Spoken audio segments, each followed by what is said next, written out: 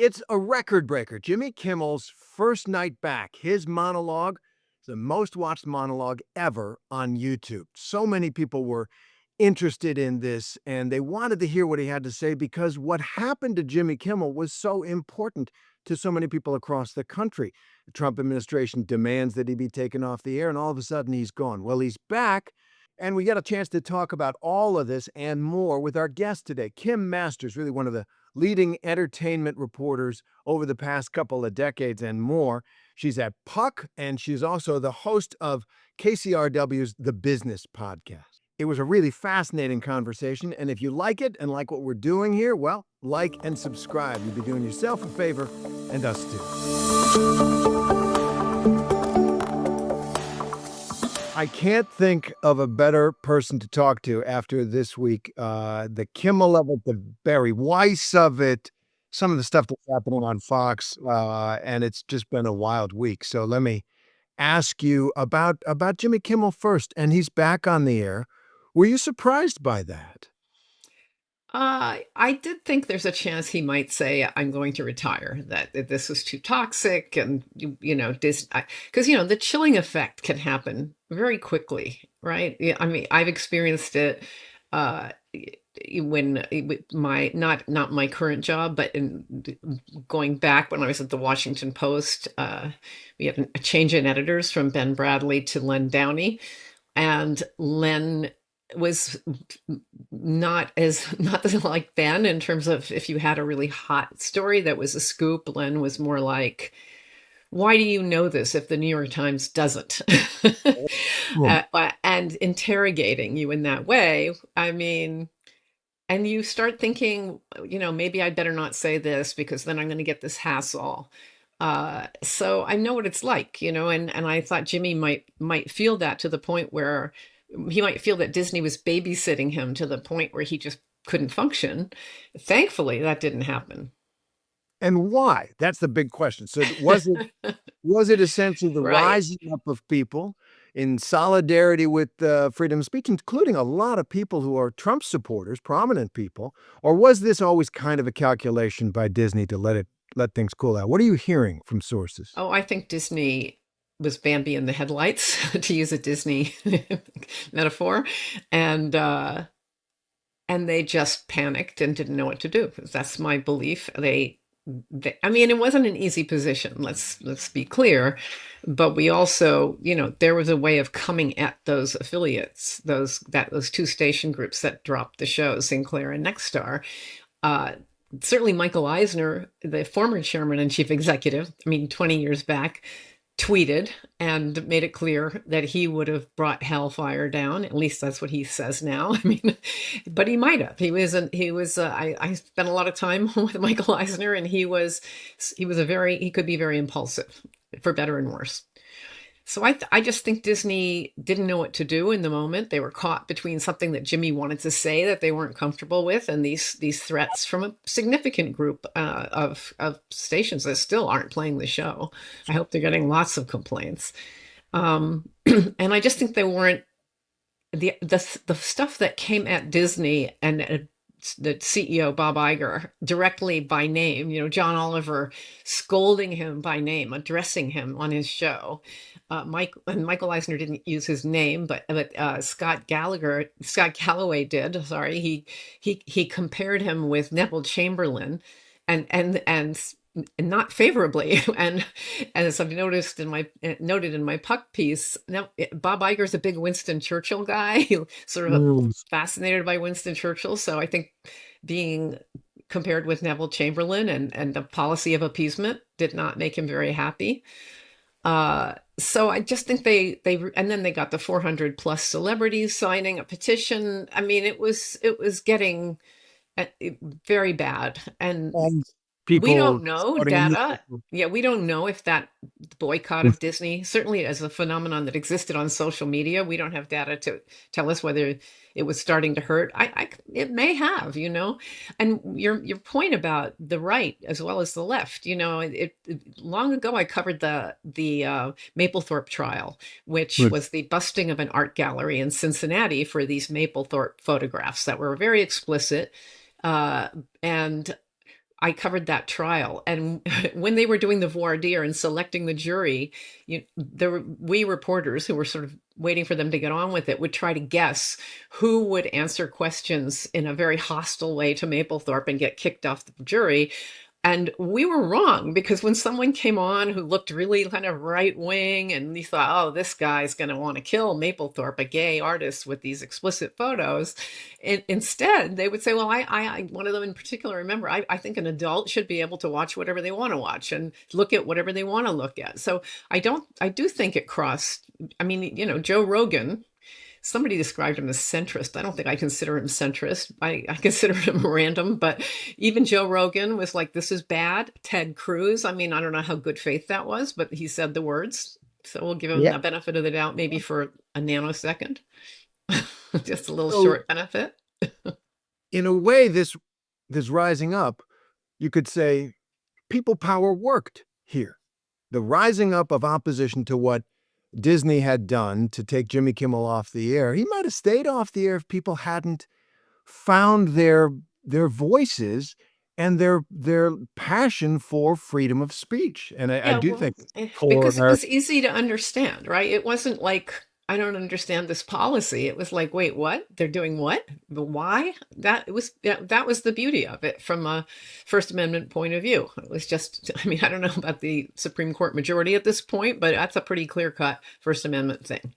yeah, and Bob Iger, caught in the crosshairs there. I actually joined ABC News when Michael Eisner was still the Ah, head of Disney, memories. and met him once or twice. And he was kind of a buccaneer type guy. I mean, he was a big personality and willing to take risks, obviously, as he did. I remember I asked him, well, why do you pay yourself $100 million when you're laying people off in the edit suites? And he got a kick out of that. He said, because I earned it. I saved this company.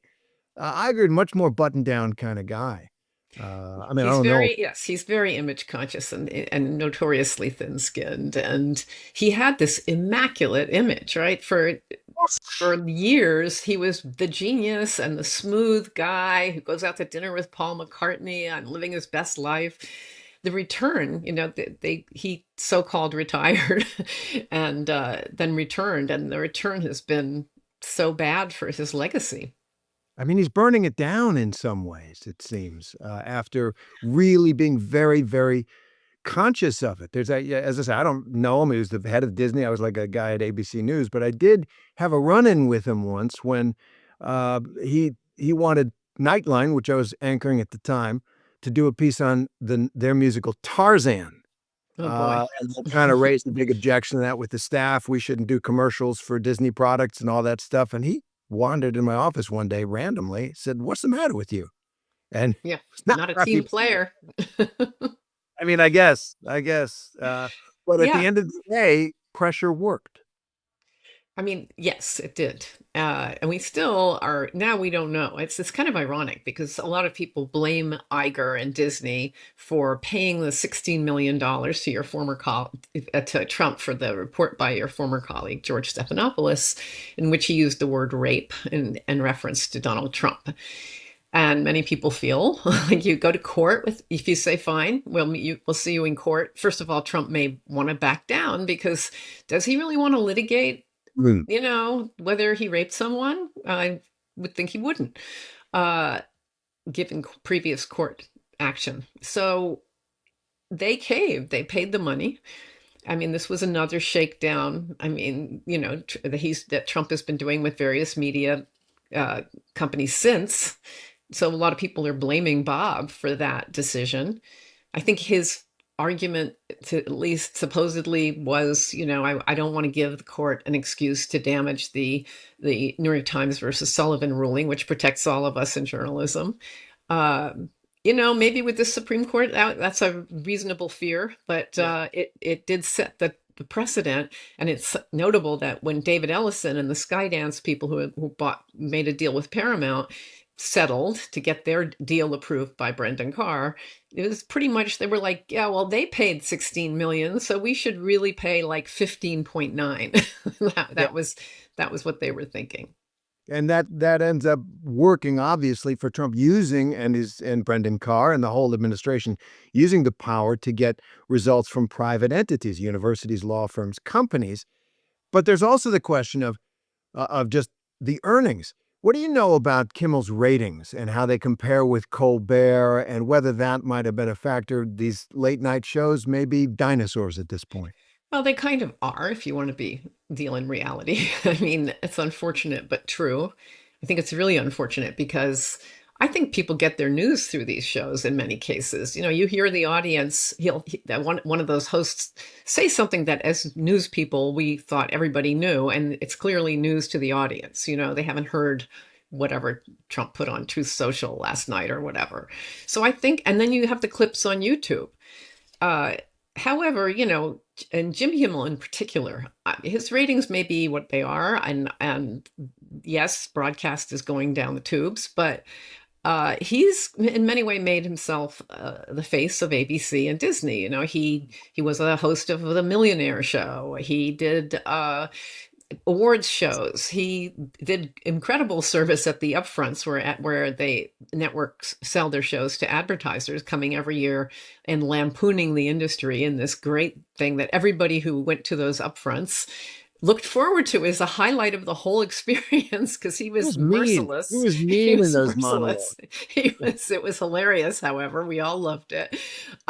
It's too bad that the bigger world couldn't get a look at that and laugh themselves silly. But you know, if you want to talk about team players, you know, Jimmy Kimmel was it, right? And had value Mm. to ABC beyond.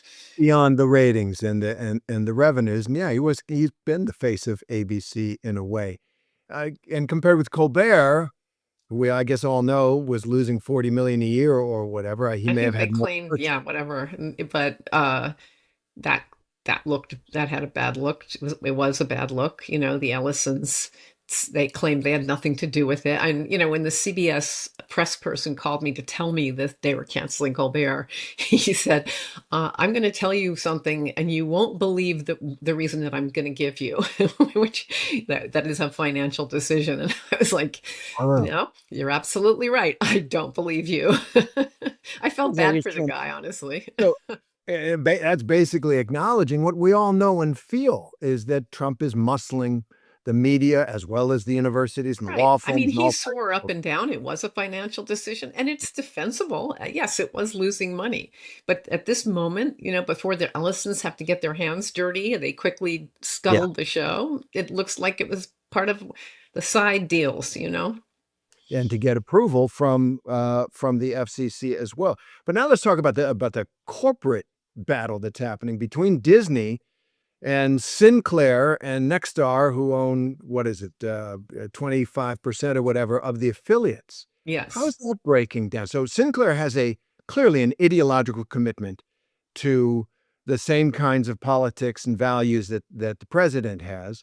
Nexstar has a big business deal it wants to do, needs the administration's approval. And They are both they have airing deals, yeah. Kimmel now? Are they airing the Kimmel No, show? Yeah. they're both it's like they haven't said they'll never do it. And Disney supposedly is, you know, just trying to kind of gently bring them back. I think find a face-saving way for them to just come back and instead of declaring war. I don't know how that works. You know, I mean, I don't know that they love airing reruns of whatever that game show with Steve Harvey is. I'm not either. I'm sure people in my hometown of Washington, D.C. were, I know they were mad. Well, we couldn't see Be- it here. We because can you couldn't we're see up it in at the Washington, beginning. exactly. That's when I And I'm learned sure to they see got some well, calls. I mean, that Jimmy Kimmel's first night back did an absolutely huge number.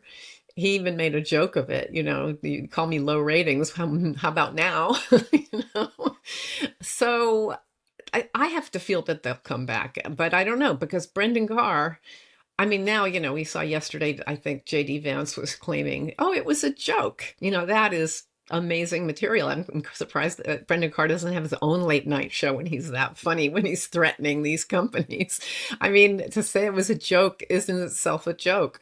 So we all heard, you yeah, know, he was in and front of other God and things he everybody. said. He said other things along the same lines, which he's going to use the power of the people we're the sovereigns to crush the kinds of media broadcast networks, because that's what the FCC has jurisdiction over. If they doesn't like the content, he's said that many times. Yeah. I mean, Trump said it straight up when he was on Air Force One talking to the press. You know, if they say bad things about me, they don't have a right to be on in the air, which is, I just heard that's not really how the Constitution is supposed to work. No, and it's not even how the broadcast law works. You don't give up. The Supreme Court has said this Right. several times. You don't forfeit your First Amendment rights because you have a broadcast license. Right. The public interest is deemed, on obscenity and incitement and stuff like that. They're trying to expand the power of the government, and who knows? Because these are over the airwaves too, right? So they could Yeah. get into apps on that theory if they don't like what the content there is. And that may be the goal because it does feel, people talk about censorship. It feels somewhat sneakier like that, like Orbanism, like what's going on in Hungary, what's going on in Poland, how they muscle the corporations in ways that are quasi-legal or sub-legal.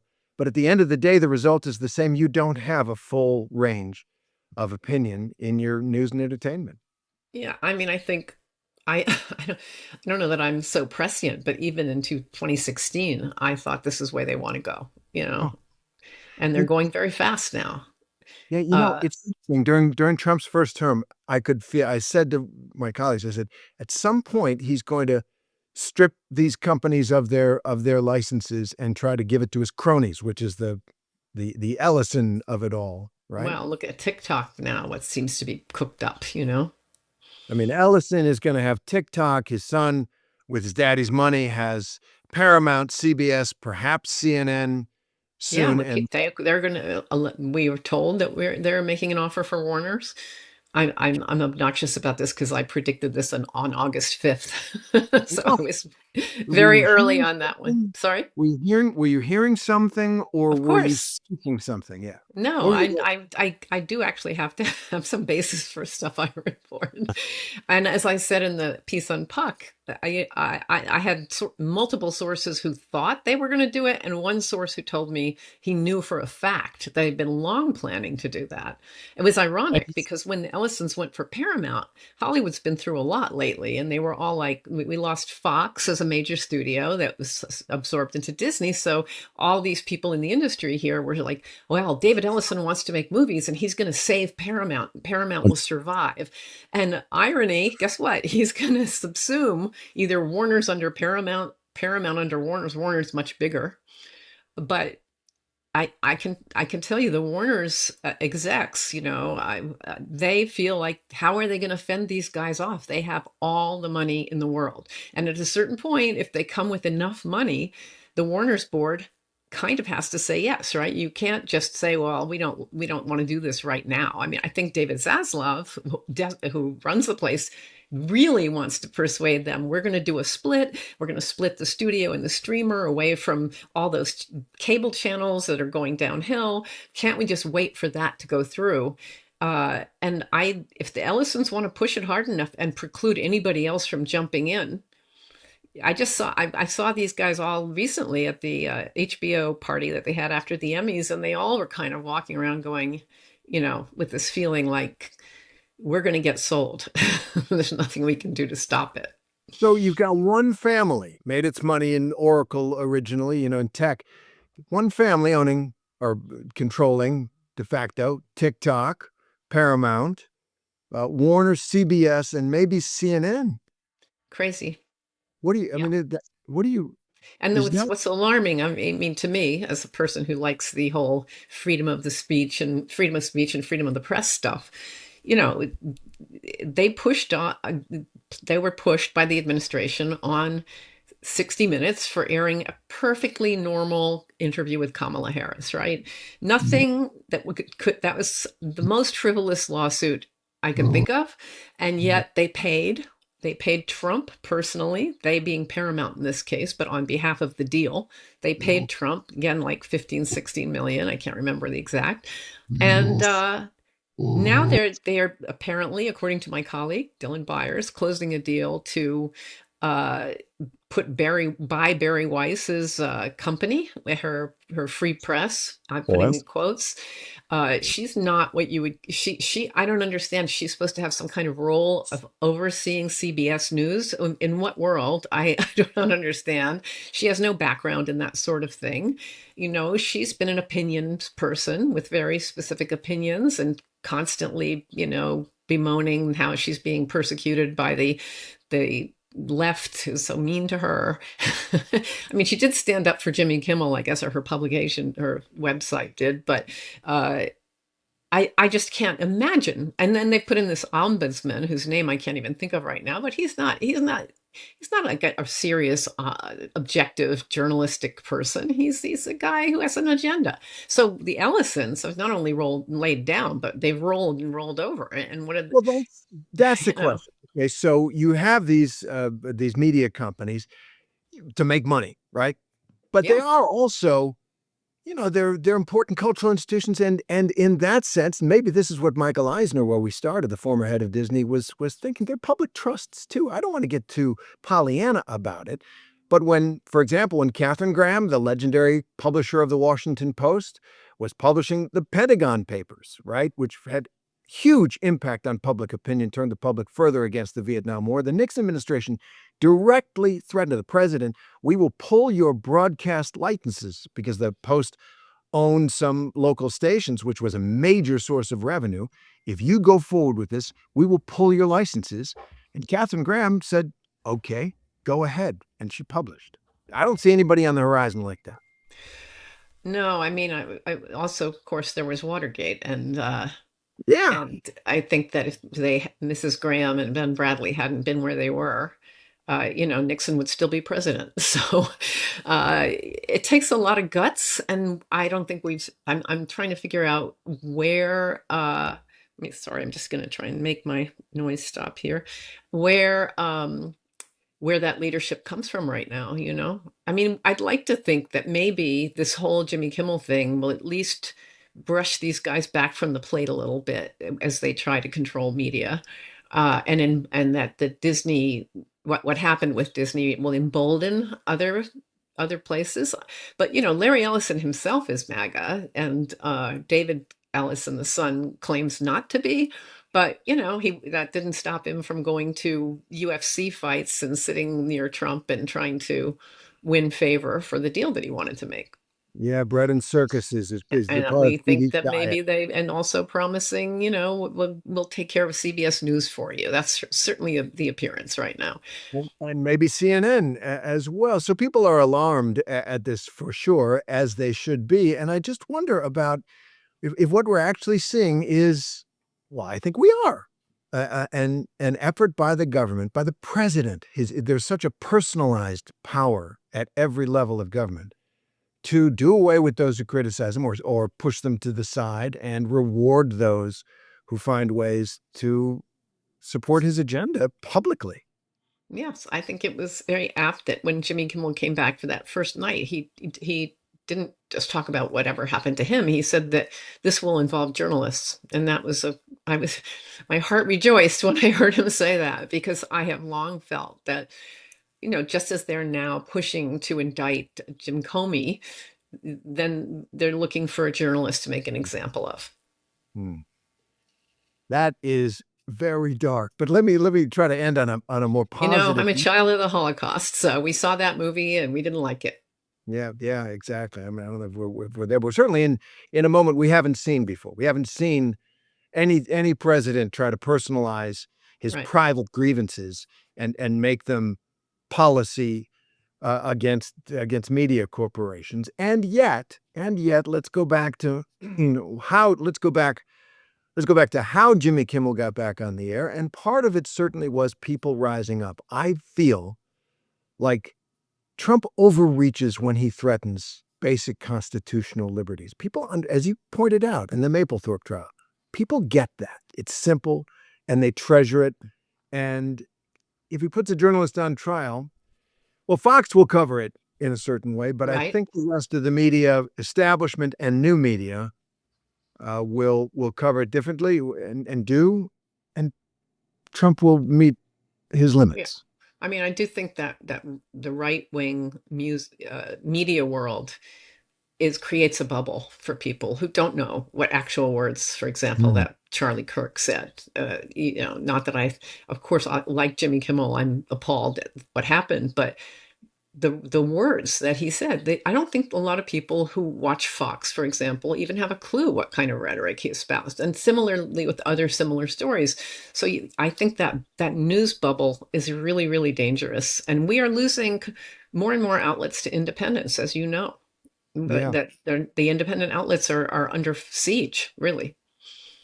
Well, let's just take a look at Fox for a moment. In the past, what, 10 days, you've had one of the Fox on-air personalities say that homeless people should be killed, Yep. lethal injection. And another one, that was Brian Kilmeade and Jesse Waters Yes, you saying, want. and Jesse Waters saying that the UN should be bombed or gassed. Or Now, gassed. Yeah. if somebody said that on ABC, CBS, NBC, CNN, Oh, yeah. or MSNBC, that the UN should be bombed or that the homeless people should be killed, there'd be a huge outcry. And Oh, Brendan yeah. Card down on them like a ton of bricks. Oh, yeah. I mean, the irony, but this is where the world we live in right now, and it's a dangerous situation for all of us. I think it's very, I mean, we're seeing the effects on this country. It's pretty grim. I'd like to be more upbeat, and I hope that Jimmy Kimmel maybe was a bit of a wake up call and maybe for the Ellisons. Like, at a certain point, maybe people don't get what it means to have appoint Barry Weiss to CBS News. That I think regular people don't get that, Well, but explain for them why is it? Because I'm a subscriber to the Free Press. I was at the beginning, and I thought, oh well, here's something different. They challenge liberal orthodoxies. The problem that I have now with it, it doesn't challenge Trumpist orthodoxies at all, except for this one Kimmel thing. Basically, it's a handmaiden of the Trump administration. it's a gateway drug. And I think the reason that you see so many wealthy business types fawning Yes. over her at Sun Valley is because she makes that they're the victims, right? They're the victims, and they're not the bad guys, and it's very soothing. It's a nice message. Huh. So in some ways, there's a theme here, and this is where you're the perfect person to talk to. It's the concentration of wealth and power over our media and so much else of our life that makes it in some ways easier for Trump and his minions to find the pressure point and to compel submission to their agenda. I mean, all you need to do is convince 12 guys, and they're guys. Look at how they were sucking up. I mean, the tech guys all came. Oh God, you're the best president ever. Here's a special present from you for you from Apple. Like we've seen it. Look at Mark Zuckerberg. All of them flipped That was like so gross. That was so gross. so I got to gross. say, I know Tim Cook a little bit, did some stuff with him. None of those people believed. 5 years ago, they were saying the exact opposite. They were the champions of DEI and things that I don't necessarily support. They were as farther to the left than most people, and they were Well, saying so was this is. JD Vance, right? So was Brenton Carr. They all Yeah. had different things to say until now. I sat next to JD Vance in the 2016 election because he was a guest commentator on ABC News, and he hated Trump then. I don't know how a man does that, but whatever. I What hope I'm it concerned hurts about physically. is that you don't really need to get to that many rich men Yes, to that's true. control American media. I mean, if you look at the media landscape, there's so much has already been kind of encircled, and they fired. I'm blanking on his name from MSNBC for his comments in the aftermath of Charlie Kirk Oh, tragedy, and well, Matt Dowd, my former colleague at ABC, Matt Dowd, they yes, keep him, yeah. thank you. Yeah, and nothing he said was inappropriate. I mean, it was a breaking story for a while there. I think the initial thing I was that somebody shot at Charlie Kirk. It wasn't clear, and you're on that under that pressure and he didn't say anything that I consider to be so at all out there really, and they fire him. And so even the Comcast being the parent of NBC, and they're spinning off MSNBC, but they were very uncomfortable, and they're supposed to be on this was Right, MSNBC. It wasn't on Fox News, right? right. Well, they perfected the pack attack on the right. But let's end up on One more question for people who are watching this. They do want to be involved. They want to help um, preserve what they understand to be liberty in America. What do you tell people who are disheartened by all this? Well, I'm one of them, so I talk to myself a lot. I mean, look, I just follow, the work of Mark Elias a lot, Democracy Docket. Uh, and he's struggling to keep an upbeat tone, and he's maintaining this fight against, in favor of voting rights, and he's done a lot of litigation to preserve voting rights. I find it, I mean, this is where to me social media is a boon. To know about someone like that, to be able to check in with them by reading them on their posts on a daily basis, and just all kinds of people. You realize, we're not alone. There are Right. millions of us. And so the sense of community, as much as social media can be awful, the sense of community that I get, that some of this is crazy and shit wrong, that helps me get through, and the ability to express my own ideas. Mm. I have that drive to say this is not sane. Like, That's it. and it helps me. That's it, Kim. You have shown how new media is going to ride to the rescue as the old Gosh, I media hope is so. taking over. Now, Before they let's, come after new media, yeah. yeah, yeah. That's where I'm waiting for them to, you know, go. It tried to make the onion illegal. Kim Masters, thank you very much. It was a great Thank conversation. you. My pleasure.